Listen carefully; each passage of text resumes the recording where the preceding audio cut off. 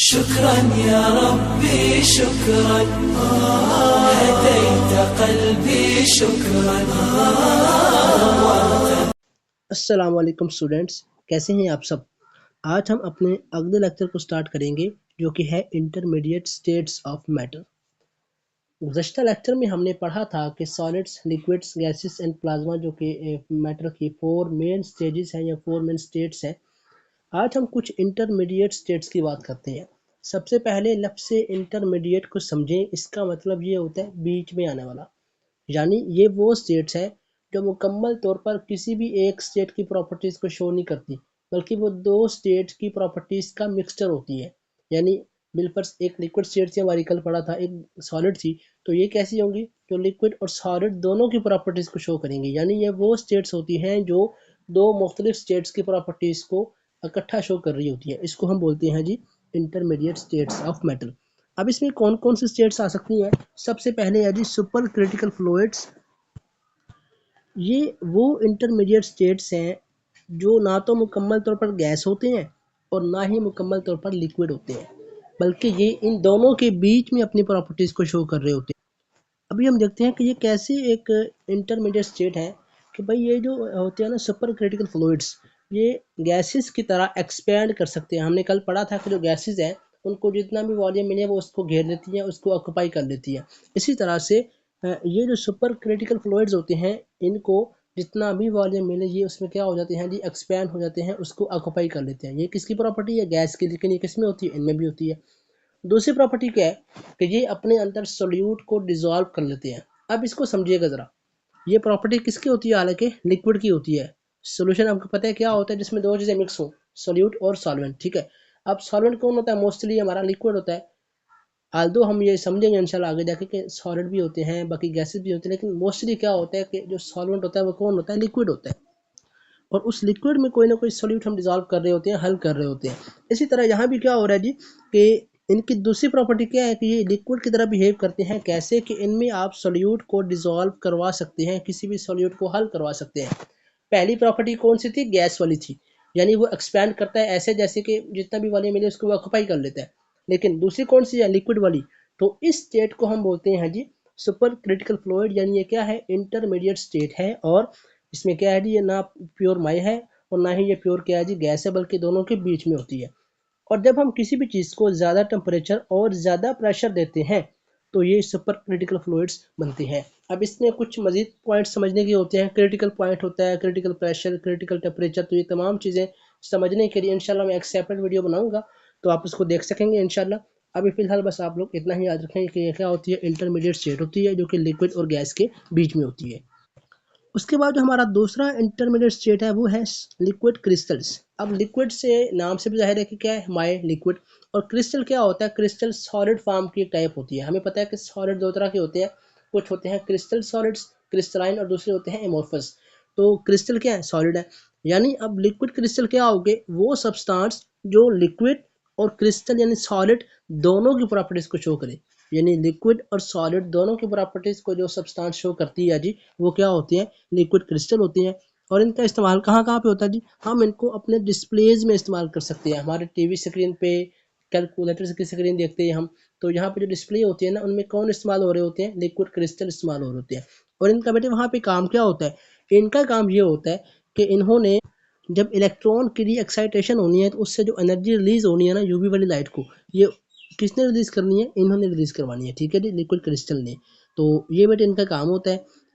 लेकिन ये बहुत ही ज़रा टफ टॉपिक है कि एक्साइटेशन क्या होती है, डी एक्साइटेशन क्या होती है, ज़रा समझने वाली बातें इसमें है। अभी बस आप इतना याद रखें कि भाई इलेक्ट्रॉन्स जो होते हैं ना, सॉरी हमारे लिक्विड क्रिस्टल्स, ये क्या करते हैं जी, यूवी लाइट को रेडिएट करवाते हैं, एमिट करवाते हैं, ठीक है जी। और ये फिर लाइट क्या करती है, आगे जाके इमेज बनाती है स्क्रीन के ऊपर। तो इसलिए कहाँ पे इस्तेमाल हो रहे होते हैं जी, डिस्प्लेज में इस्तेमाल होते हैं।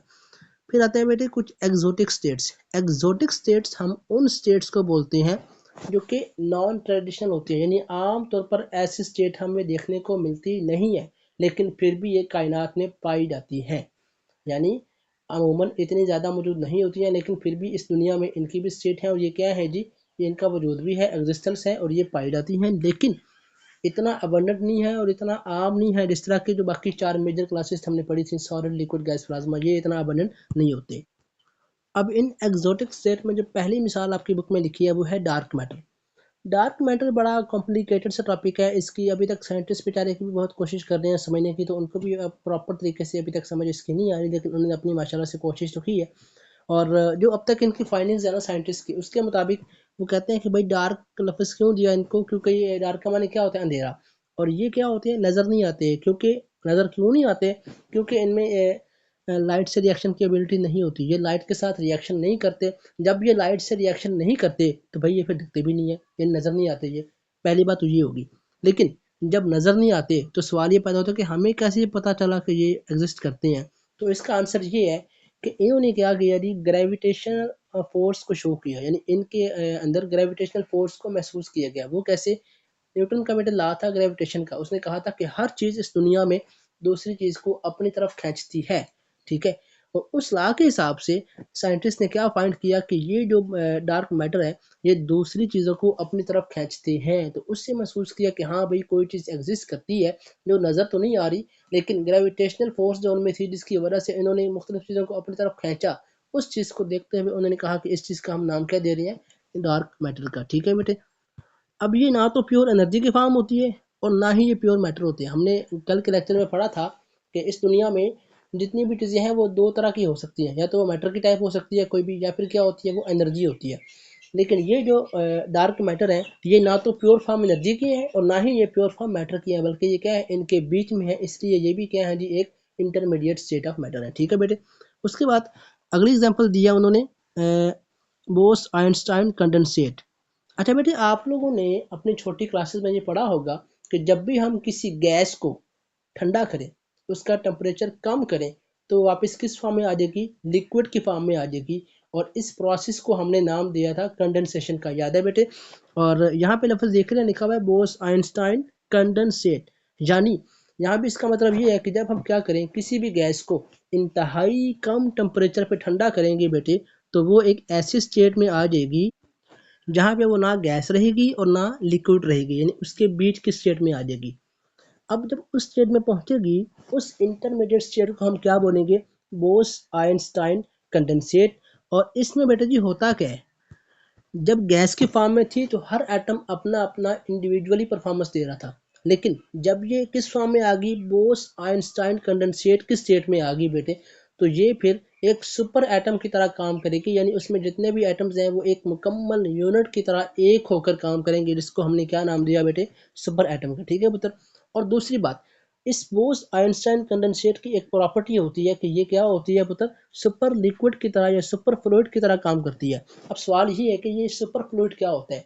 सुपर फ्लूइड बेटे बोलते हैं उस फ्लूइड को जो बगैर फ्रिक्शन के फ्लो कर सके, बह सके। फ्लूइड क्या होता है, लिक्विड होता है ना बेटे। तो ऐसा लिक्विड जो बगैर फ्रिक्शन के फ्लो कर सके, बह सके, उसको हम बोलते हैं सुपर फ्लूइड। अब जरा नोट करें बेटे, जो हमारे ट्रेडिशनल फ्लूइड्स होते हैं, जितने भी हमारे विल्फर्स वाटर की मिसाल ही ले ले, जब वाटर बहता है बेटे तो ज़मीन से रगड़ भी तो खा रहा होता है, फ्रिक्शन भी तो हो रही होती है उसकी ज़मीन से। लेकिन बोस आइंस्टाइन कंडेंसेट इन ऐसी स्टेट है बेटे जिसमें जब कोई भी इस स्टेट में आ जाती है तो फिर वो फ्लो करती है, लेकिन ऐसे ही करती है कि वो रगड़ नहीं खा रही होती, वो फ्रिक्शन लेस पे फ्लो कर रही होती है, ठीक है बेटे।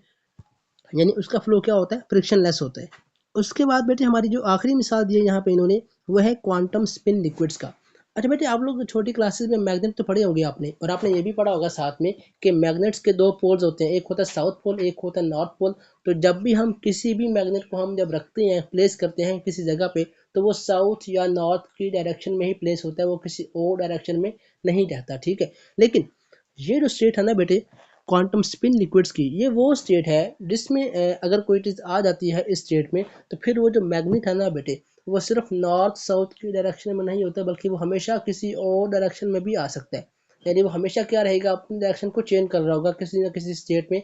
ऐसे रहेगा जैसे बेटे कोई चीज़ फ्लो कर रही हो, यानी किसी क्वांटम लिक्विड में ये क्या बेटे, जैसे फ्लो कर रही हो ना, तो इस फॉर्म में भी हो सकता है। यानी ये वो स्टेट है बेटे कि मैग्नेट जो होते हैं ना, ये सिर्फ नॉर्थ पोल की डायरेक्शन में नहीं होते, बल्कि ये किसी भी डायरेक्शन में फ्लो कर सकते हैं बेटे, या किसी भी डायरेक्शन में अलाइन हो सकते हैं। तो बेटे इस स्टेट को हम बोलते हैं क्वांटम स्पिन लिक्विड्स। अब बेटे ये था हमारा आज इंटरमीडिएट स्टेट्स की तफसील। बाकी बेटे इंशाल्लाह हम कल अपने टॉपिक को आगे प्रोसीड करेंगे और एलिमेंट्स के बारे में और बाकी टॉपिक से पढ़ेंगे। एक बात याद रखें बेटे कि इस टॉपिक में जो भी क्वेश्चन है बेटे आप कमेंट सेक्शन में पूछा करें, इंशाल्लाह मैं आपको आंसर करूँगा उसके, और इसको समझ के पढ़ना है बेटे, क्रैमिंग की ज़रूरत नहीं है। और दूसरी बात ये बेटे कि जितना मैंने इस लेक्चर में समझाया है ना बेटे, ये भी बेसिक है, ये वो स्टेट्स हैं जिनके पीछे बहुत ही ज़्यादा नॉलेज है। तो आपको अगर इसके बारे में मज़ीद इन्फॉर्मेशन चाहिए तो आप कमेंट सेक्शन में बता सकते हैं बेटे, तो इनके हर इंटरमीडिएट स्टेट के बारे में अलग से वीडियो बना सकूँगा मैं इंशाल्लाह। ओके बेटे, अगले लेक्चर से पहले अल्लाह हाफिज़।